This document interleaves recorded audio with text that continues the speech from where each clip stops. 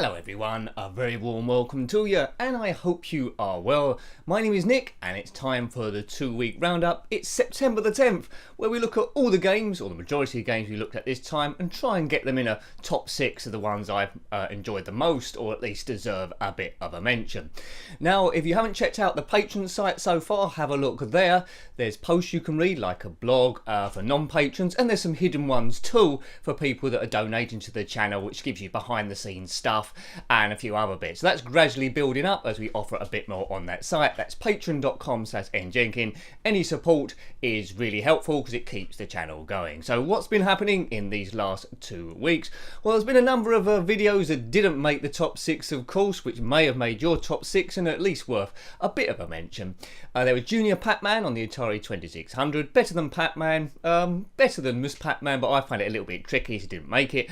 Crossfire as well, that's worth a mention on the ZXspectrum, where it's like a shooting gallery in Chicago, but it was let down because it's supposed to be in Chicago, but it didn't look much like Chicago at all. Would have been better with a light gun, but you had to use keys or the joystick. It's made it a bit tricky. Ones that just missed it by the narrowest of scrapes was AUTOMANIA on the Commodore 64. Loved this game on the ZXspectrum, and have to say that it looks very similar and plays very similar on the Commodore 64. By MIKROGEN in 1987. You control Wally Week in a garage. You must assemble cars one by one, and then they drive off, and you get to the next stage. It's devilishly tricky. The jumping has to be precise, so basically you have to be right on a thing you want to jump over before attempting the jump, or otherwise he won't make it. So that was a little bit annoying, that game. Music leans on you a little bit, but it is a classic and was start of the Wally Week series, which will probably come to a few others on the Commodore 64 as well.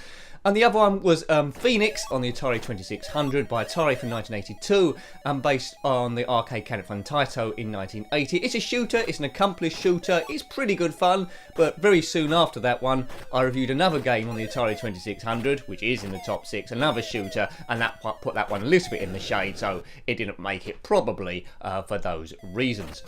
Also as well, before we come to the top 6, I tend to separate the pinball games because I like looking at pinball, so we don't include those in the top 6.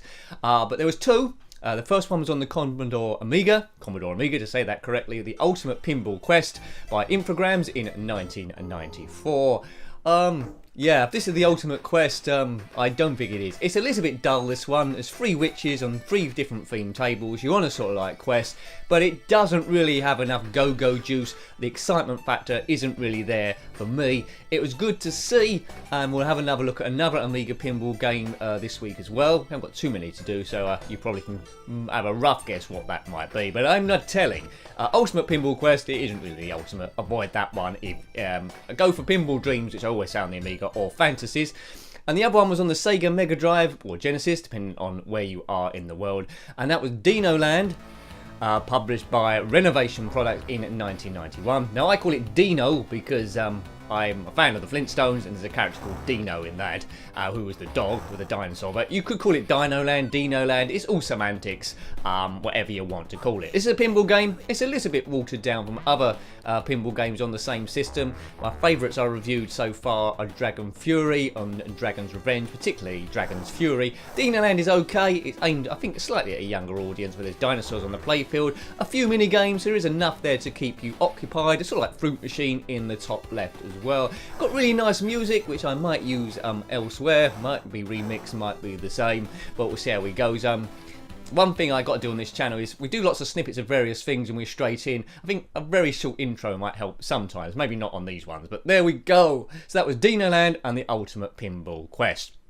Okay, so top 6 time. As I say, you probably have a different order, especially on this first one, because on the review it annoyed me, but I could see it was clever and it was quite addictive. So it was on the ZXspectrum, 6th place, Jungle Trouble by DURELL Software in 1983. A great software house. Their favourite game they've produced for me is Scuba Dive. But Jungle Trouble, you control a stickman. Once you get used to the jumping, which does take a while to get used to, before that point it's Frustration City, but you must go up a screen in the quickest amount of time, solving how to get around certain obstacles. So the first one is jump from island to island to island, avoiding a crocodile. Then you go up a ladder. You must chop down 3 trees without getting your axe stolen by a monkey. Then at the top you must jump on a swing rope to get across a flame pit. And then the last bit looks simple, but then a big hole opens up in front of you like a crevasse, and you must jump that as well and do it in the quickest time possible. There is only one level. It's all about speed, really. Well, one level screen, I should say. You can choose different speeds of the actual game itself. But Jungle Trouble in 6th place. Frustrating as it is, I can see it's a classic and we like by a lot of people. In 5th place, Moon Patrol on the Atari 2600, based by Atari in 1983, based on the arcade cabinet by Irem in 1982.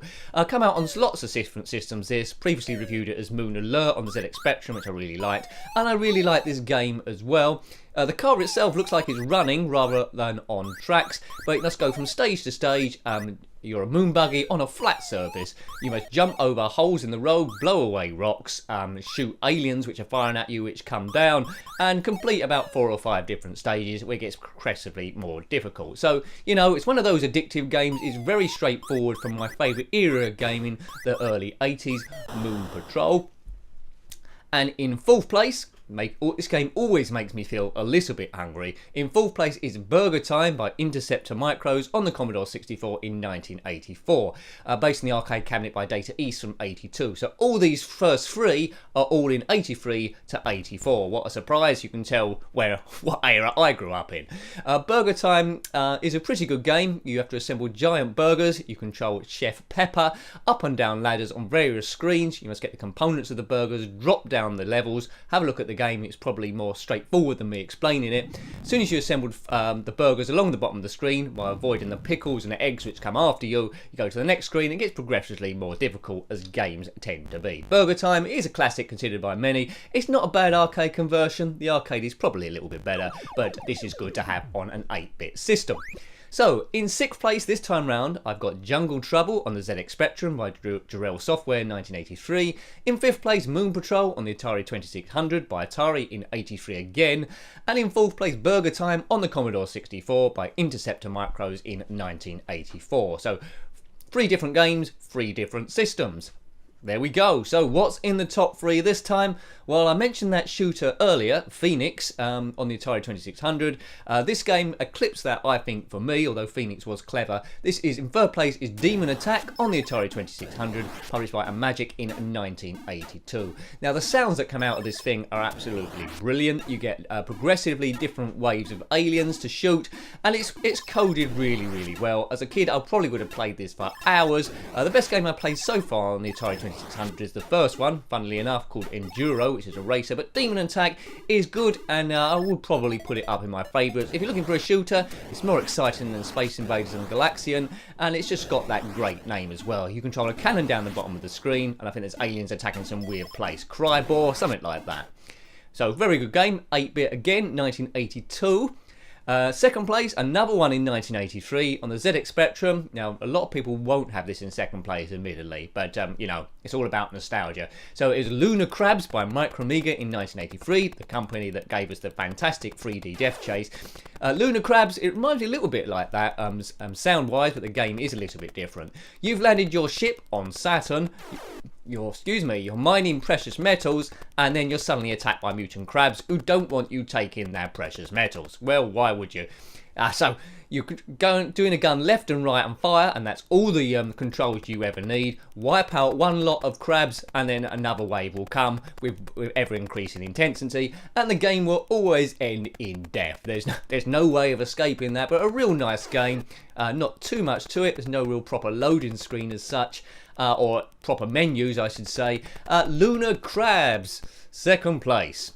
And what does that leave in 1st place then? Well, it's a game that wasn't in the 80s. So all the ones, first of all, 82, 83, 84. This is about 10 years later. On the Sega Genesis or Mega Drive is DINO's Soccer by Virgin in 1994. Now, I'm a huge fan of Kickoff 2 on the Commodore Amiga. It's probably one of my favourite games of all time. And any variation of that, I'm always going to be a bit biased towards and like that immediately. Although I do tend to go back to Kickoff 2. Eventually, I played Goal for a bit, then went back to this. So, Kickoff 2, I should say. DINO's Soccer plays quite well. It's an accurate recreation of Kickoff 2. So, if you're someone that's going to be frustrated, it's more of Goal, really. But if you're someone that's frustrated by that game, you'll be frustrated by this one as well, because it plays in a very similar way. So, Lots of modes there, of course, World Cup, friendlies and stuff. Practice makes perfect on this one, but I always just like hoofing it up the field, getting a player on the end of it and just scoring. So well done, Dino, you come in first place. So in third, we had Demon Attack on the ATARI 2600, published by IMAGIC in 1982. In second place, Lunar Crabs by MicroMega in 1983. And in first place this time round is DINI'S Soccer, published by Virgin in 1994. So thank you to the people that watch these particular videos. I know they don't get too much love, but I always like just having a nice roundup of seeing where we are as we move forward into the next 2 weeks. So thank you for people that continue to support the channel, either it's just by watching, subscribing, or Patreon, or in commenting as well, or all of those things. I love you all. Many more videos to come. Until next time, take great care of yourself and are very fond. Goodbye. Goodbye.